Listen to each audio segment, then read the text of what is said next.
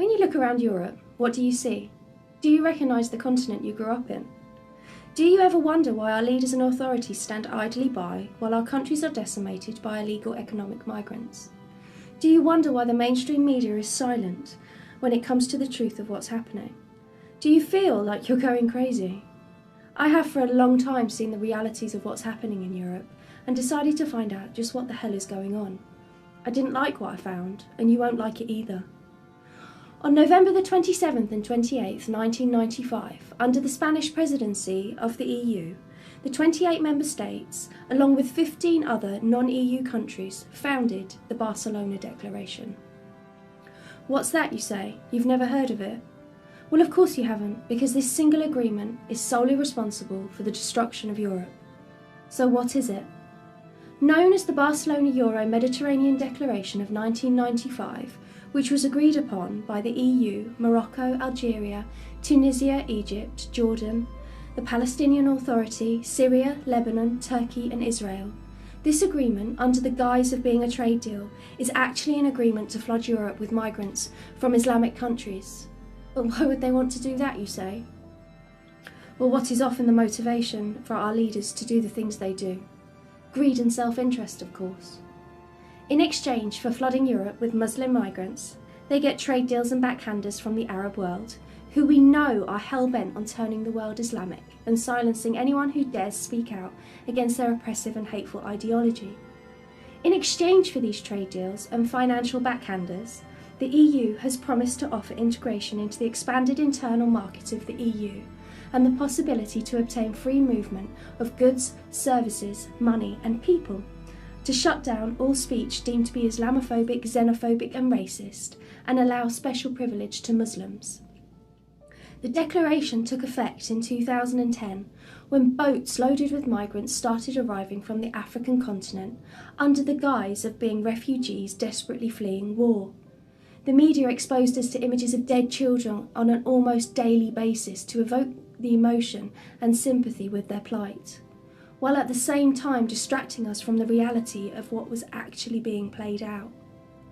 2010 was the beginning of the end for Europe, and it has been in decline ever since.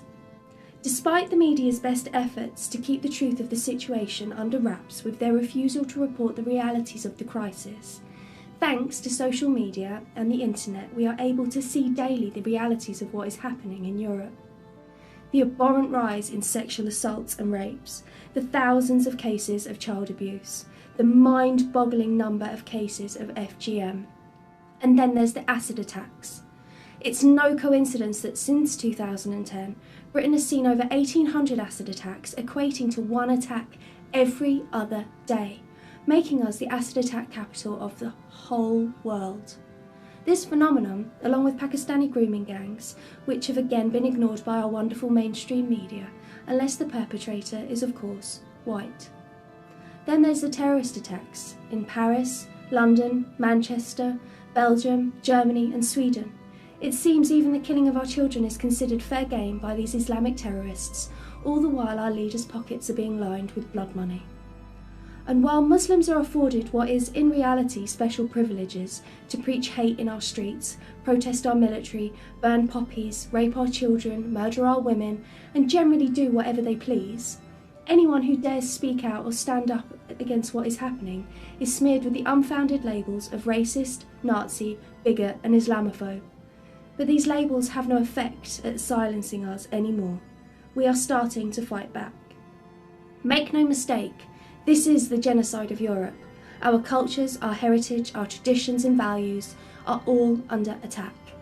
The freedoms that make Europe such an amazing continent are under threat, including women's rights, the protection of children, the rights of the LGBT community that were fought for over many decades and finally secured, are now at risk from the oppressive, hateful and intolerant ideology of Islam.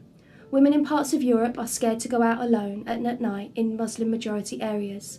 They are being told what they can and cannot wear, what they should be covered up to comply with the sensibilities of Islamic dictates. Sharia patrols tell British citizens what they can and cannot do.